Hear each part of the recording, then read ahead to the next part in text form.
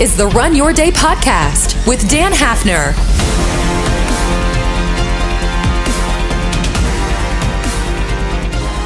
Hello again, everyone. Welcome back to the Run Your Day podcast. As always, your host, Dan Hafner here.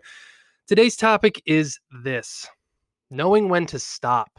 As always, I sincerely appreciate you joining. Sit back, relax, and enjoy today's episode. All right, my friends. So today we're going to talk about knowing when to stop. And I don't mean this as a safe word. I mean this. Let's talk about remote work today. Like, a lot of us are working from home anymore.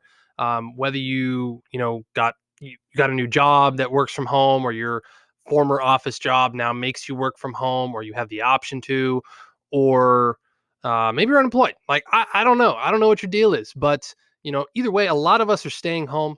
It's February already here. COVID's been already here for a year now. And we're still not really different. I mean, depending on where you are. I'm in Pennsylvania. Things are still pretty socially distanced here, but from what I hear in other parts of America and the world, it's not. So maybe you could take this with a grain of salt. Either way, if you're working from home, or even long gone 10 years from now when COVID's not even a thing and we look back and laugh at it, how do you know when to stop? Like, I remember a few years ago, well, probably more than a few years ago, like the buzzword was all like work-life balance, right? Like, people are always like, ooh, what's your, we got to figure out this work-life balance thing. And even from the beginning of that, I thought that was a bunch of crap. But now, really being immersed in it, like I always had jobs where I had to go in and work. And I did have one job one time where I had, we could work one day remotely a week, which was nice because I actually got a lot more done, because it was like I didn't have people just stopping by my cubicle every 5 minutes to talk for an hour. And so I actually liked those days and got more done. But I also went into the office 4 days a week, right? And now, working for myself, having my own business, doing my own thing, like, I work at home, or I go to Panera, or I go somewhere else to actually get my work done. And the problem with that is, it's funny because I always like dreamed about it when I had those jobs. I was like, man, like I want a job where I can work from home. I can do my own thing. I can set my own hours. And now that I have that, I realize how freaking hard it is to manage. Like, it is, because work-life balance is a real thing. Like, even when I was like starting up my businesses, right? Like, well, I should say business, it's one business now, but like when I was starting up my business, I was like working a job, and then I would come home and I would spend like 3-4 hours on the computer at night. Like, when, I don't really know what to call her, I guess my girlfriend slash fiance, eventual wife, was like wanting to hang out, do other things. She was in med school, she was in residency, she was working. So like things have, evolved over time. But it was kind of like, okay, well, we don't have kids. I could just do this. I could afford to do that. And now the more I do that, the more I'm like, we want to spend time together. We want to watch Netflix together. We want to go do things together. We need to go grocery shopping. We need to walk our dogs. We need to go like do other stuff. Like, it's like, I don't have time to just like sit in front of the computer for 3 hours at night and do that anymore. Right. But I've also gotten my business to the point where it's actually up and running. Right. So it's a hard balance, man. Like, it really, really is. So like, it's a problem I even still encounter, which is why I wanted to talk about it today. Right. Like, and I hear it from people all over the place now. This idea of like, when do you stop? Like, is there like, do you work 8 to 5 still, even though you work remotely? Or do you only have like, since you're working remotely, you can only really work like 3 hours and pretty much pretend you're working those 8 hours, right? Like, and I think there's a balance between the two, right?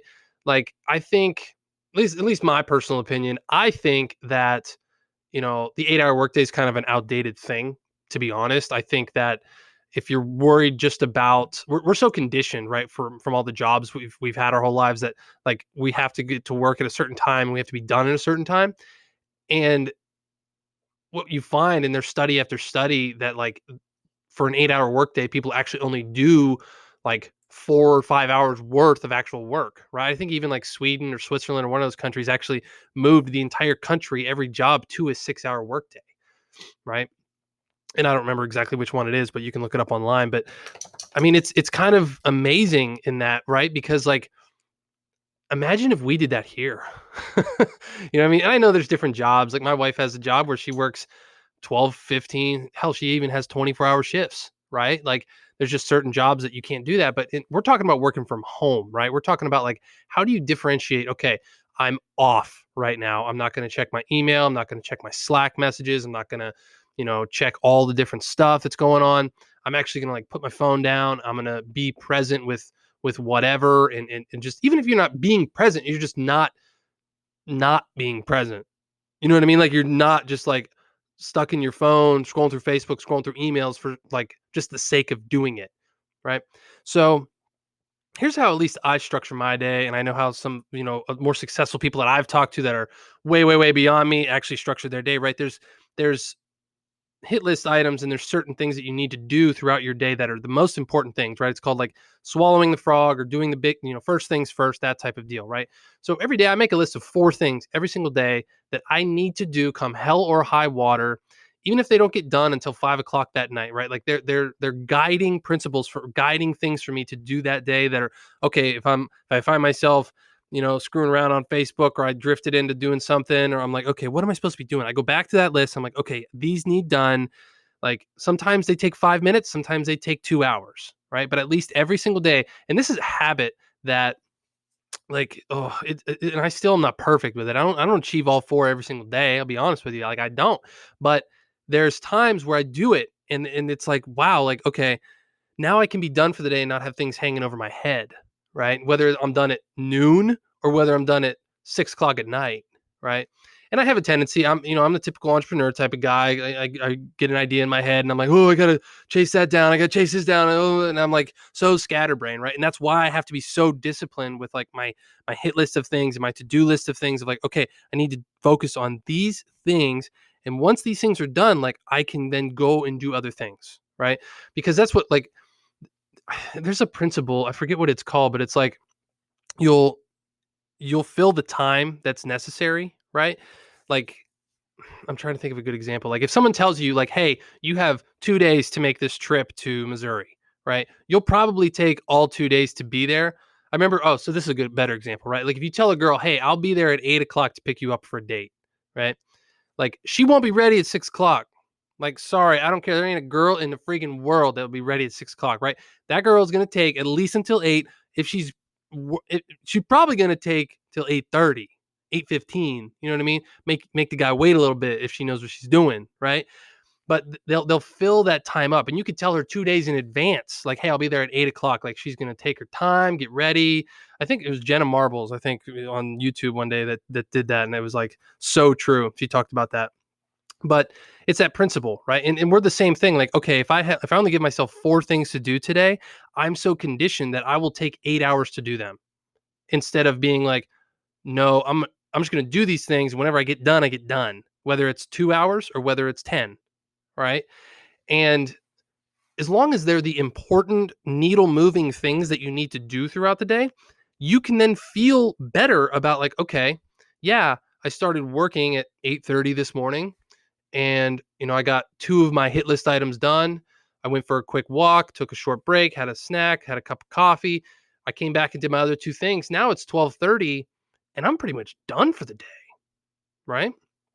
Now it's like, okay, I can go pick up this other project that I needed to work on or this thing I've been putting off for a while, right? But then you have the next day where you're like, "Oh man, I don't know how I'm going to get this done." And it's 5:30 and you've got one thing out of your 4 done. And then there's this stress of like, "Oh my god, I need to work into the night and I need to do this and I need to do that and I'm never going to sleep. I'm going to be up all night. Oh my god, what is going on?" Right? And that is where this conversation of knowing when to stop comes into play, right? Because you have to know like, okay, I need a certain amount of time per day to sleep. I need a certain amount of time to relax. I need a certain amount of time to unplug. I need a certain amount of time to eat. And just because these things are not done does not mean it's the end of the world. It does not mean that everything's going to burn to the ground. My business is going to go away. My career is going to fall apart. My boss is going to fire me. My husband's going to leave me. My wife's going to leave me. It doesn't work like that, right? And this is a story in your head. Do you see how this works? This is a story that you're telling yourself like, oh, I need to get this done. I'm going to freak out. Everything's going to fail and burn to the ground. And it's not. Believe me, I've done it way too many times. I've been down this road. I'm not a veteran by any means, but I've been down this entrepreneurial road before where like there is always, always going to be something to do. Like you never You never run out of shit to do. Even if it's in, like when you start thinking about ways to improve your marriage, ways to improve your body, ways to improve your eating, ways to improve your outside relationships, like there's always always something you can do. But it's just like I talked about in the last episode, like we only have 24 hours in a day. We all have 24 hours in a day, 365 days a year, 7 days a week. Like, I don't get any more time than you get. So it's about focusing on the right and important things and not getting caught in the social media game, not getting caught in the email game all day long, and being like, okay, I know when to stop. I'm going to get this balance for myself and it's going to be all good. And the next day, if whatever I didn't get done, I put us first on the list the next day and I just keep going and you just keep going. And you just keep going and you just keep going and you just keep going like the freaking Energizer Bunny over here. And eventually you're going to be so far ahead, you're going to be like, holy shit, like, what do I do with myself? Right? I found myself there at times. Like, I'm like, what am I going to do? Like, I don't know. Right. And that's a better problem to have, right, than being drowning in work and things to do. But there's an art to knowing when to stop when it comes to the working from home and running your own business or doing your own thing. And no one can tell you when that is or what that is. You have to figure that out for yourself. And the most important thing is learning to be okay with it mentally when you put that down. And that's part of what the fear bot is for in the Run Your Day app, right? Putting that down, working through that, being like, hey, I'm afraid I'm not going to get these things done. What's the worst case scenario? Oh, yeah, it's really not that bad. Okay, I can relax. And that's what the fear bot's for inside the Run Your Day app. So if you haven't tried it yet, I highly encourage you download it. It used to be paid. It's all free now, so you can just use it. Just use it. And use the daily planning tool as well. It's in there. Like this will get you that'll actually walk you through setting up 3 things to do for the day. You can actually say, okay, what am I working on towards, this week? What are the 3 things I need to do today? Do those move me closer to my goal? Yes or no? And then boom, you can have that to transfer to your to-do list, to do whatever. Like it's a mental clarity piece that I promise you will change your game, right? So try it out. I highly encourage you to do that. I went a little long. Holy crap, I'm at 12 minutes. My friends, that is all I have for you today. If you're stuck in this remote game or this work from home game, it's tough, especially if you have kids, especially if you have, pets, if you have extended family living with you, whatever. Like it's a tough game. It's a tough game, but you have to draw the line somewhere. You have to focus on what's important. You have to be okay with not getting everything done. And you have to work through this mentally and emotionally inside of yourself, or you're going to go insane. You're going to quit. You're going to hate yourself and your life's going to suck. You have to figure this out for yourself. And that's what Run Your Day is for. All right, my friends, that is all I have for you today.